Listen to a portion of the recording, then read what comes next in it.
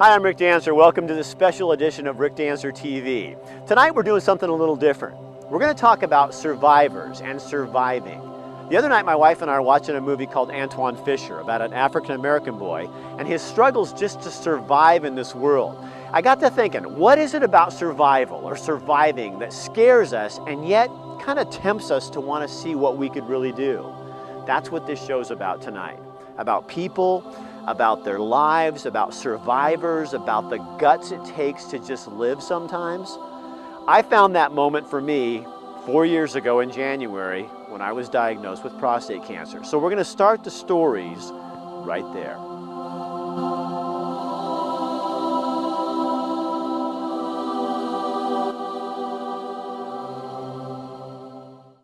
When the phone rings and your doctor informs you you have cancer, life forever changes. I work in the television video production industry. I do online videos and decided after a lot of thinking to make my cancer very public. So here's the thing. I have cancer, prostate cancer. And I'm just shocked, just kind of stunned and numb and scared and afraid. My diagnosis came in January of 2010. I didn't want to die, but I also, to be honest, I didn't want to lose my ability to have an erection. I mean, that's a big concern for a guy. I'm not afraid this is going to kill me. Prostate cancer is really treatable. I'm afraid of the process. I just don't want to do it. I don't want to live with cancer.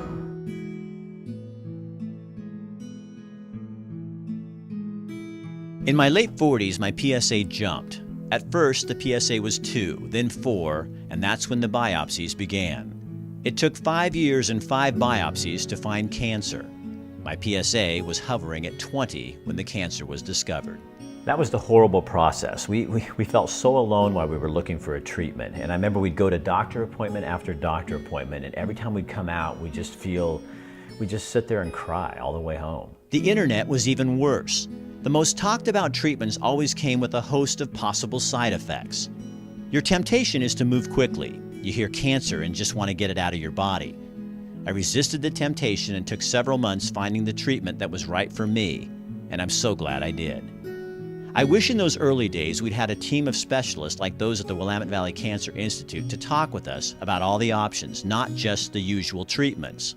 So you can't rely on friends and relatives or other men in your life who've had prostate cancer and do what they did. You really have to go through this process yourself and figure out what's the best treatment for you, or whether you really want to get treated at all at this point. Cancer did change my life, but not in the ways I thought it would. We chose a treatment that worked for us. Yes, this is not just your decision. Your wife needs to be part of that process. I think attitude is a huge part of cancer treatment, survival, and moving on. I didn't have to fight cancer. I had to fight Rick Dancer, me. Surviving cancer did have lasting effects on our lives. We discovered how much stronger we are and how short time really is when you think about it. We now do triathlons, our first half marathon. We cycle Oregon and try things we never dreamed of trying before. I'm not trying to glamorize cancer. There is nothing beautiful about it. But cancer let me stare death in the face and then walk away. There is something powerful in the gift of survival. Guys, the best advice I can give after going through this process is don't rush into anything. First of all, determine whether you need to be treated with your different doctors that you're going to go visit. If you do decide on treatment, look at the side effects and make sure you're comfortable with what's going to happen or what could happen. And then remember, you will get through this. Life is good now. My PSA is down to 0 for the first time in a decade. My side effects from the treatment are minimal. I look back at this video and remember that day like it was yesterday. That's kind of where we're at. So keep praying, and I thank you. It'll get better. It'll get better. It'll get better. I was right. It is getting much better.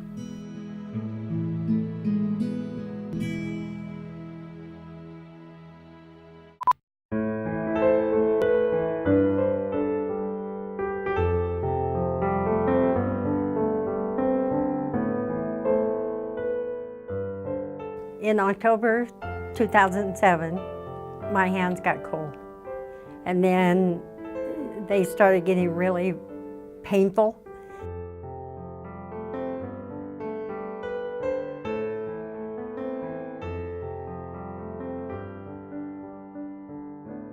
A few months later, they started in the middle of the night. My thumbs and this finger here on both hands would wake me up, and the pain was really bad from tingling like they were asleep.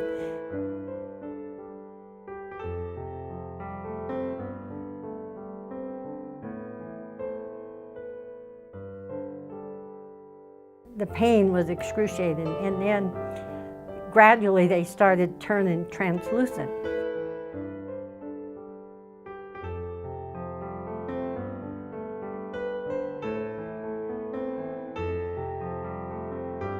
I'd be driving down the road and the pain would shoot down through my hands so bad I'd have to let go of the steering wheel. I don't know how I survived.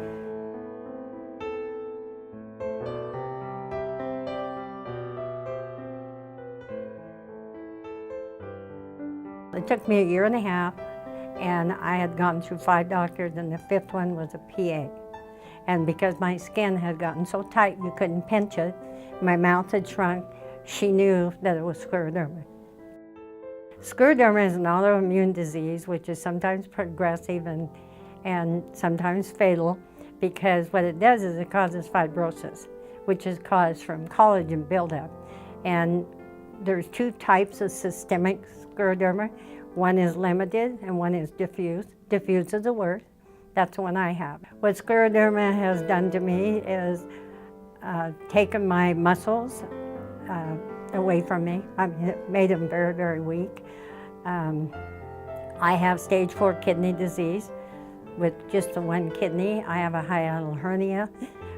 My esophagus is messed up. I have an aneurysm in my heart, and I have pulmonary fibrosis on my lungs, which gives me shortness of breath. Otherwise, I can't function like a normal human being anymore. Cancer on my shoulder, cancer on my cheek, and then a couple of months later it was in my vagina. It is hell. It is hell. My life and our life, the last 5 years, has been pure hell.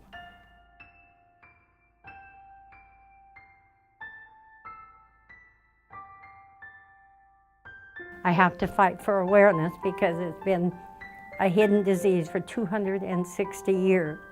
Because the medical field feels that it's too difficult and confusing to go out and take care of patients, provide care for patients, because it's too difficult and confusing to diagnose. Well, where does that leave the patient? 1.5 years for me to get it diagnosed, and some scleroderma patient takes 8 to 10 years. What motivates me is the people that are dying from scleroderma and they don't know how to voice their opinion. And I look at it this way, what have I got to lose? I don't have anything to lose. I have to get out there.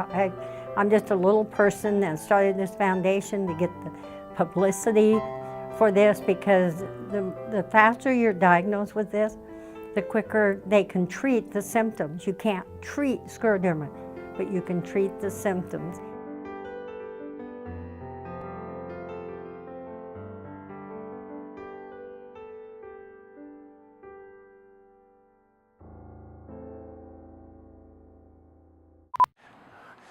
We could not do these shows without our sponsors. We want to thank Look Me in the Eye. You'll hear more about that in just a few minutes. And Womenspace, you're going to be hearing from a survivor there as well. But also Ranchito Grill over in Springfield. Best Mexican food in the area. Take a look at Abe and the crew. What I will tell you, about our food is that we prepare everything from scratch. So we make sure we hire people that have the passion for making food. That's one of the ingredients. The other one, we make sure that our recipes, they use the ingredients that we tell them to use. And before we put it into the market, we make sure we test, try it. What I love about this business is the people. I'm a people person, so I love to interact with people, and I love to make people feel good. Every month, Ranchito Grill and Rick Dancer TV bring you a chance to win 2 free dinners and 2 free drinks. All you got to do is go to Ranchito Grill, fill out the paperwork, Abe will tell you where to send it, and we pick a winner. And this month, the winner for December is Ed Gordon. You get 2 dinners, 2 drinks on us.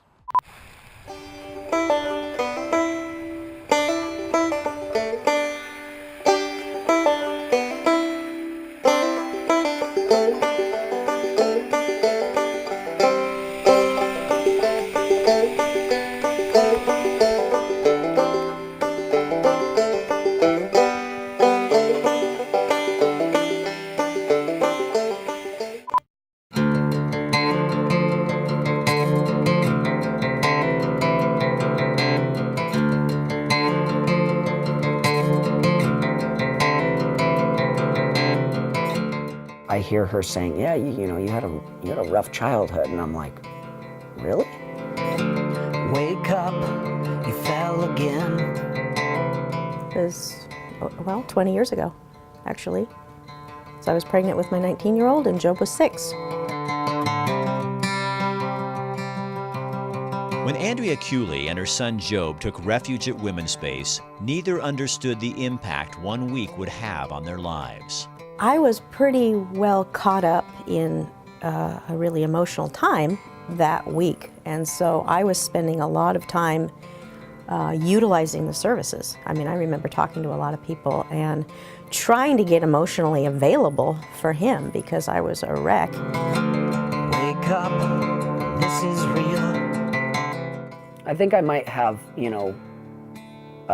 skewed memories that are just covered by perspective. Perspective Job first discovered while spending time in a Womenspace shelter 2 decades ago. But Andrea and Job never talked about that week or the violence until recently. When this came up, I asked him, do you remember Womenspace? And he said, yeah, I remember Womenspace. I said, well, what do you remember? Say I don't understand, I don't. I can't see the point in treating yourself so low. We walked in the door, and the first thing I remember is, this big box of, stuffed animals. It literally, she walks up, she goes, hey, pick a stuffed animal, and everybody in the room, all the kids, they all got stuffed animals, and they're going like this, and they're showing me what they got, and I'm just like, okay, I was like, this is great. Andrea had no idea Job remembered any of it. She hoped he wouldn't remember the battles. It never dawned on her he would remember shelter as one of the best times. I think the hardest thing being an abuse survivor is that you think you did a terrible job parenting because you didn't get out right away, or because you went back to try to make it work, or whatever reasons. I could kick myself over and over for the next 20 years that I didn't do this right, or that, but I've learned not to. My biggest memories of it was just basically, hey, come play with everybody, this is a great place. Mom's walking off and, talking to all her friends, and I think, I'm like, man, is this some kind of like alternative school or something? So Womenspace really helped me be there for him, and because I couldn't be, completely. And so they were there for me, and we were all there for him, and he was able to maintain a childhood. Gosh, that makes me think of that one song of Job's actually right now. But look to those who love you. There's people that love you. There always are. There are struggles in us all. Look for help from the ones who love you. The mission of Womenspace is to prevent domestic violence in intimate partner relationships and support survivors in claiming personal power. Part of that support includes protecting children, and in doing so, creating better communities. I did keep him protected, and that I did do the right thing, even though it was it was the hardest circumstance, basically, of my life, So yeah, it felt really good. Behind the lines and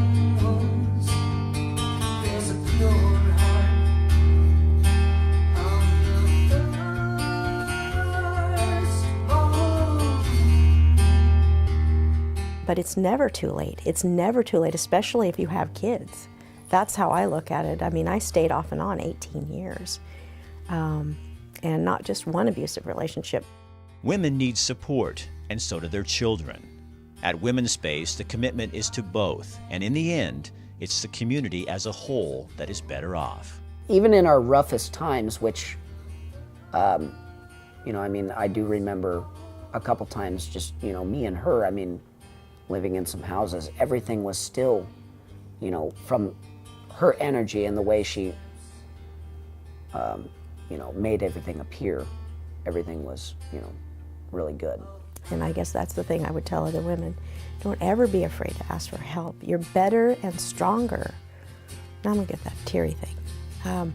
You're better and stronger than you know. You know, and it took 20 years to find out I was better and stronger than I knew. What Womenspace volunteers and staff did 20 years ago changed the next generation in this family and gave hope and inspiration to a young songwriter and his mother. You know, now I feel like, you know, as an adult, it's like, I mean, I can take on the world. That tells me the Womenspace works. You know, I mean, it's a wonderful place to go when you need help. I think, you know, she should be a very proud mother.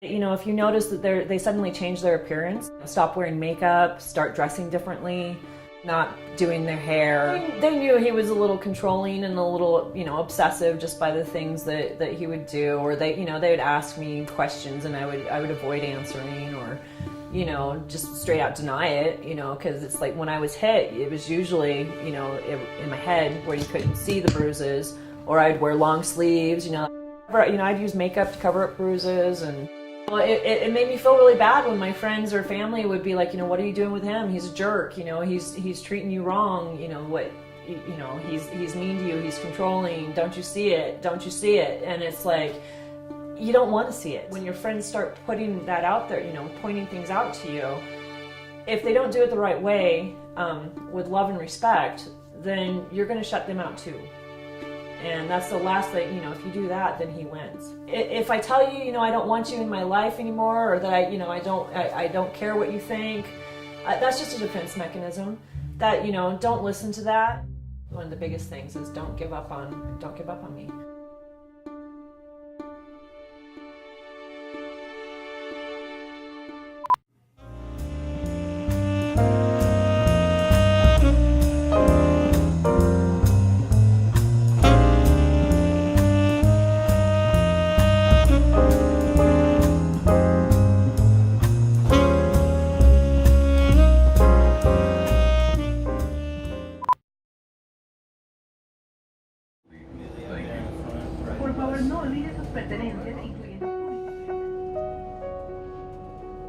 We are told not to stare. All they see is just my face.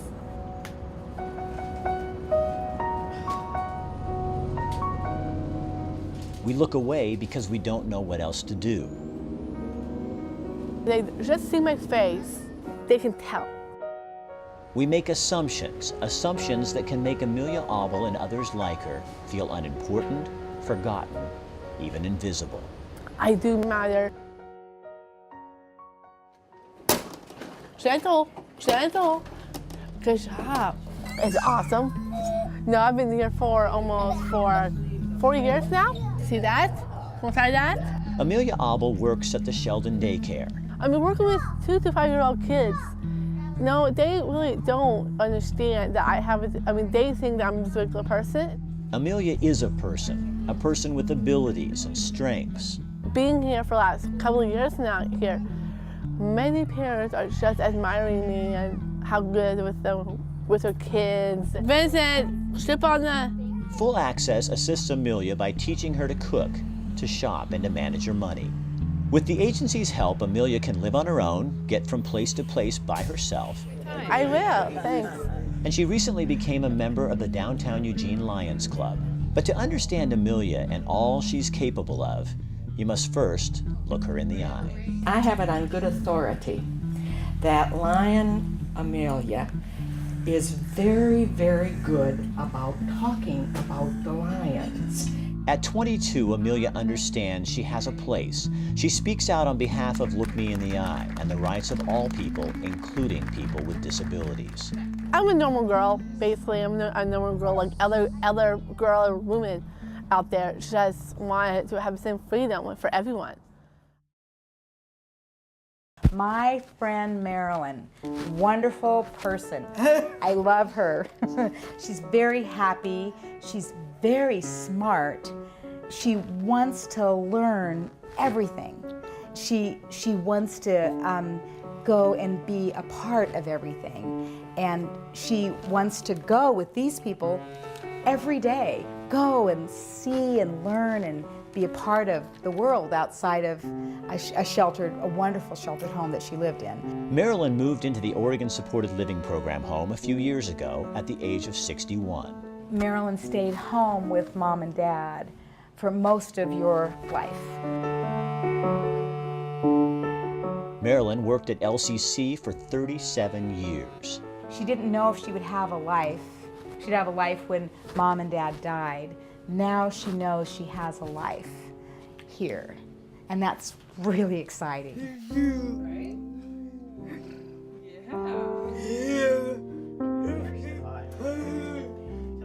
People with disabilities are oftentimes overlooked or marginalized. If you don't look them in the eye, you can't communicate.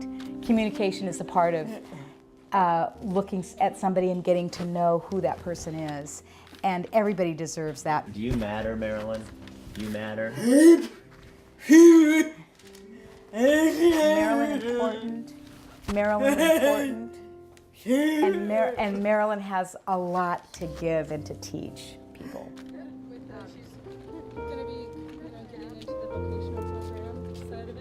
People are important. People do matter. Productivity is measured not in what you get done, but in how you do it. Everybody's important. She's a part of our community. Including Amelia, Marilyn, and others like them in our community is so important for them and for us. If you ask her staff, they will tell you they're learning from Marilyn. Marilyn's the teacher. I think it's important just to give out the message to people, kids, parents, just to know that everyone has their own unique ways. But that does not mean they're different. It means that this is the way that who they are.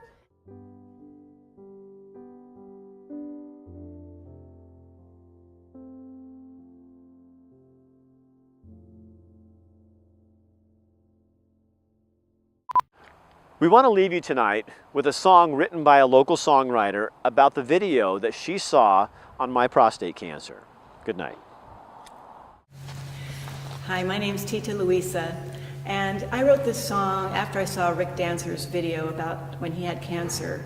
And I wrote it from the perspective of the wife dealing with that, and I was imagining how I would feel if it was my husband.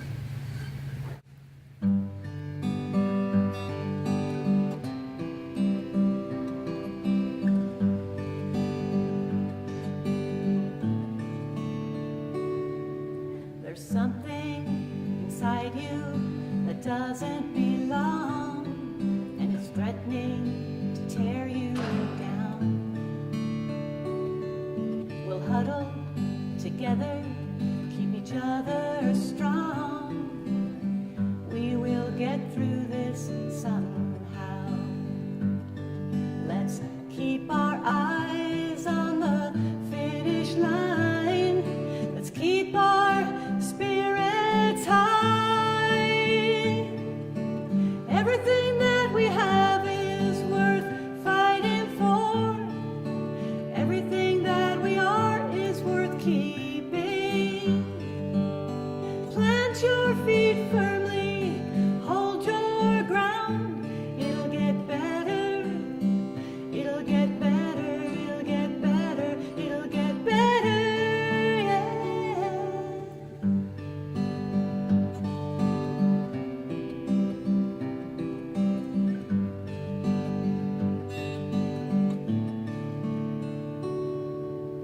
There's something inside you in your life right now, and it's threatening to take you from me. But we'll hold on to each other, weather the storm. We will get through this somehow. Let's think of all that we have still to do. Let's think of the good times ahead. Everything that we have is worth fighting for. Everything that we are is worth keeping. Plant your feet firmly, hold your ground. It'll get better, it'll get better, it'll get better, it'll get better, yeah.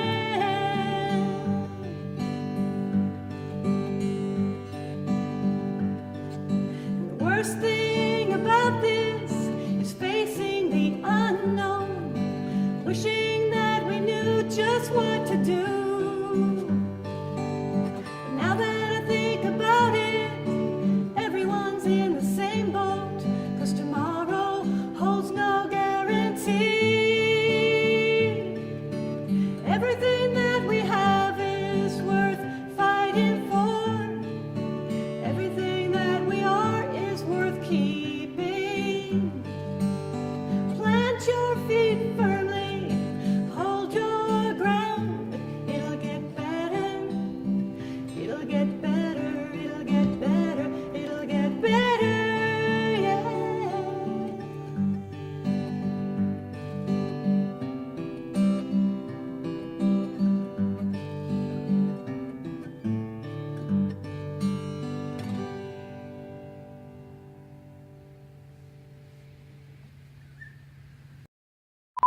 I like people more, but I need them less.